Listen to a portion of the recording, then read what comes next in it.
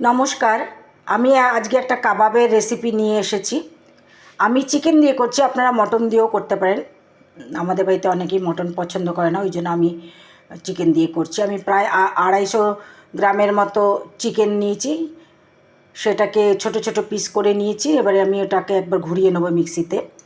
আর নিয়েছি প্রায় 100 গ্রামের মতো আমি পোস্তটাকে না আমি এই আধ ভাঙার মতো করে নিয়েছি, না ভেজে, কিন্তু কাঁচা পোস্তটাকেই আমি জল ছাড়া আধ ভাঙা করে নিয়েছি। আর নিয়েছি আধ ভাঙা কাজু।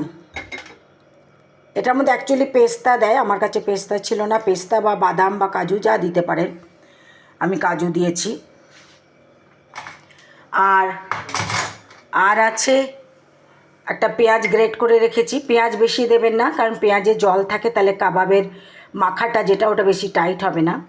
আর এখানে আছে প্রায় 2 চামচের মতো, এই চামচের 2 চামচের মতো জিঞ্জার গার্লিক পেস্ট, 1 টুকরো বাটার। এখানে আছে চিলি ফ্লেক্স, জিরা পাউডার, ধনে পাউডার, 3টে কাঁচা লঙ্কাকে আমি একটুখানি কুটে রেখেছি। আর এখানে আছে কাবাব মশলা।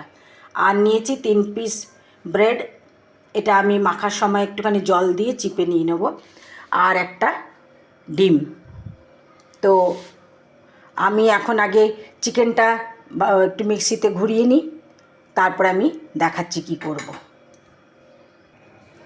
এই যে আমি চিকেনটা মিক্সিতে একবার ঘুরিয়ে নিয়েছি, এরকম হয়েছে চিকেনটা, এরকম হয়েছে।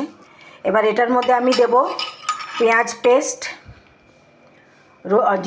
রসুন আদার পেস্ট, আর একটু নুন, আর দেব শুকনো লঙ্কা। এই যে আমি পেঁয়াজের পেস্টটা, রসুন আদার পেস্ট, স্বাদ মতো শুকনো লঙ্কার গুঁড়ো, যেরকম ঝাল খান, কারণ এখানে অলরেডি আমাদের চিলি ফ্লেক্স আমরা পরে যোগ করব। আর লঙ্কা 3টে লঙ্কা নিয়েছি, আর একটু নুন, আপনাদের স্বাদ মতো নুন দিয়ে এবার আগে এটাকে মাখবো। মেখে আমি বাটারে এটাকে একটু সতে করে নেব। এই যে আমি চিকেন, পেঁয়াজ পেস্ট, আদা রসুনের পেস্ট, লঙ্কা গুঁড়ো আর নুন দিয়ে আমি ভালো করে মেখে নিয়েছি। আমি গ্যাস ধরিয়ে দিয়েছি, 1 টুকরো বাটার দিয়েছি। এবার বাটারটা গললে আমি এই চিকেনটাকে সতে করে নেব। দেখুন আমার চিকেনটা সতে হয়ে গেছে। বেশি করবেন না, তাহলে চিকেনটা কিন্তু অন্যরকম টেস্ট হয়ে যাবে। এবার আমি এটা বলে ঢেলে নিয়ে বাকি ইনগ্রিডিয়েন্টসগুলো আমি যোগ করব। আমি সব ইনগ্রিডিয়েন্টগুলো ঢেলে দিয়েছি। আমার কাছে এখন এখানে পড়ে রয়েছে পোস্ত, মানে যেটা আমি আধ ভাঙা করে নিয়েছি, সেই পোস্ত আধ ভাঙা। তো আমি পুরো পোস্তটা এখন নেব না, আমি এটা থেকে হাফ পোস্ত নেব, আর বাকি হাফটা আমার পরে কাবাব ভাজার সময় আমি এটার উপর কোটিং করে আমি কাবাবটাকে ভাজবো। তা আমি এটার অর্ধেক নিলাম, দেখুন অর্ধেক, আর অর্ধেক বাটি পড়ে আছে, তাহলে আমি অর্ধেক নিলাম। আর দেব এই ডিমটা, তারপরে ওই ব্রেডগুলো একটু জলের মধ্যে নরম করে চিপে নিয়ে তারপর দেব। এই যে আমি সব জিনিস দিয়ে মেখে নিয়েছি। এই যে দানা দানাগুলো দেখছেন, এগুলো কাজুর দানাগুলো। অ্যাকচুয়ালি এটার মধ্যে বেজেল পাতাও দেয়। বেজেল আমাদের এখানে পাওয়া যায় না, আমাদের এখানে পাওয়া যায়, আমরা যেটাকে বাংলায় বন তুলসী বলি, সেটাই হচ্ছে বেজেল। তো আমার বেজেলের গন্ধটা ভালোও লাগে না, আমাদের এখানে খুঁজলে হয়তো পাওয়া যেত, তো আমি বেজেল মেশাইনি, বাকি সব ইনগ্রেডিয়েন্ট আমি মিশিয়েছি। এটা অ্যাকচুয়ালি আফগানি কাবাব এটা। তো এই যে আমি এবার ভাঙা পোস্তটাকে ছড়িয়ে দিয়েছি। এবার আমি হাতে তেল নিয়ে এটাকে আমি গোল গোল করে কাবাব টিকিয়া বানাবো, আর আমি ওই পোস্তর ওপর গড়িয়ে তারপরে তেলে ভাজবো।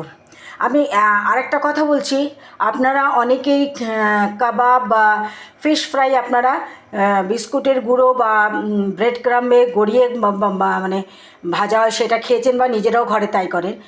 আমি কিন্তু একবার কি করেছিলাম, আমার বাড়িতে বিস্কুটের গুঁড়ো ছিল না তখন আমি কি করলাম, সুজিটার উপর গড়িয়ে, মানে আমার বেটকি নিয়ে এসেছিলো ফিলে করে আমার ভাই, তো আমি সুজিটার ওপর গড়িয়ে ভেজেছিলাম, দারুণ লাগে সুজির ওপর গড়িয়ে ভাজলেও। তো এই পোস্তটা তো একটা আলাদা স্বাদ আসবে। তা আমি এখন আগে গোল গোল করে কটা বানিয়ে নিই। আর শ্যালো ফ্রাই হবে এটা, ডিপ ফ্রাই করতে যাবেন না, তাহলে কিন্তু ভেঙে যাবে। টিকিয়া বানিয়ে আগে একটা ভেজে দেখবেন, তারপরে বাকিগুলো দেবেন। আর এটা সবসময় মনে রাখবেন শ্যালো ফ্রাই হবে, ডিপ ফ্রাই হবে না। এই যে আমি টিকিয়া বানিয়ে নিয়েছি, এবার এগুলো আমি শ্যালো ফ্রাই করবো। এই যে অল্প একটুখানি তেল দিয়েছি, দেখুন শ্যালো ফ্রাই করবো। যেটার মধ্যে আমি বাটার দিয়ে চিকেনটা করেছিলাম সেটার মধ্যেই নিয়েছি। এটা কিন্তু রিফাইন্ড তেল নেই, রিফাইন্ড মানে ওই রাইস ব্র্যান অয়েল নিয়েছি। আর আমার এখন এতটা বেঁচে আছে, এটাকে আমি ডিপ ফ্রিজে স্টোর করবো। কীভাবে স্টোর করবো সেটা আপনাদেরকে পরে জানাবো।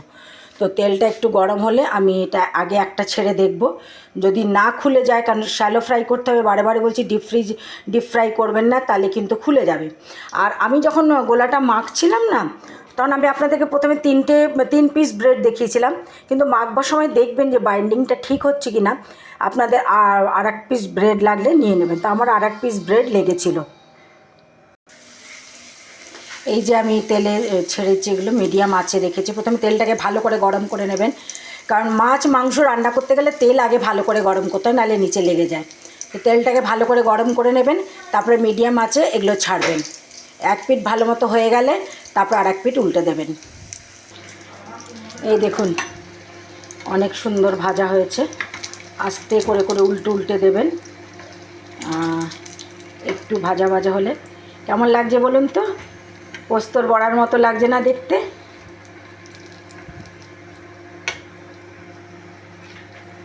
একদম আস্তে করে করে উল্টে দেবেন। আর এই যে বাকি আমার কটা কাবাব হয়েছে, এখানে টোটাল 8টা কাবাব আমি ভাজছি। এখানে 4টে আছে, এখানে 4টে আছে, আর এখানে আছে 4টে, 2টো 6টা। তার মানে আপনার 250 গ্রাম চিকেন, 3 পিস ব্রেড, আর 100 গ্রাম পোস্ততে আপনার মানে এই এতগুলো 14টা কাবাব তৈরি হয়েছে। এগুলো আমি ডিপ ফ্রিজে রাখবো। দেখুন নিচে একটা পলিথিন দিয়েছি, দিয়ে ওই টিকিয়াগুলো রেখেছি। এবার ওপরে আর একটা পলিথিন দিয়ে তারপরে এই টিকিয়া রেখে তারপরে এটাকে ঢাকা দিয়ে ডিপ ফ্রিজে রেখে দেবো। এই যে আমার আফগানি কাবাব তৈরি পোস্ত দিয়ে। আমি একটু টমেটো সস আর একটু চিলি সস মিশিয়ে দিয়েছি। আপনারা এটা ধনে পাতার চাটনি, ধনে পুদিনার একসাথে মিশিয়ে চাটনি দিয়েও খেতে পারেন, কারণ এটার সাথে দেয় স্যালাড, একটু শসা কুচি, একটু টমেটো কুচি, এই শসা কুচি আর পেঁয়াজ কুচি, আর এই সসটা দেয়। যে কোনো সস বা যে কোনো চাটনি দিয়ে, এটাই হচ্ছে কাবাব খাওয়ার নিয়ম। তো এই হচ্ছে আমার আফগানি কাবাব। এটার মধ্যে শুধু দেয় বেসিলটা আমার কাছে নাই, আর আমার ভালোও লাগে না, তাই আমি দিইনি। আপনারা চাইলে ধনেপাতাটা দিতে পারেন, কিন্তু আমি ধনেপাতাও দিইনি। আমি যখন ভাজছিলাম আপনাদেরকে বলেছিলাম মিডিয়াম আছে, কিছুক্ষণ বাদে আঁচটা বাড়াতে হয়, কারণ কোনো জিনিসই যখন গরম তেলে দেওয়া হবে তার কিছুক্ষণ বাদে তেলটা কিন্তু একটু ঠান্ডা হয়ে যায়। তো সেই তেলটাকে আবার গরম করার জন্য মাঝে মাঝে একটুখানির জন্য আঁচটাকে একটু বাড়িয়ে দিতে হয়। তো আপনাদের যদি ভালো লাগে তাহলে আপনারা কমেন্টস করবেন, লাইক শেয়ার করবেন, আর অবশ্যই আমার চ্যানেলকে সাবস্ক্রাইব করবেন। তাহলে আসি, ধন্যবাদ।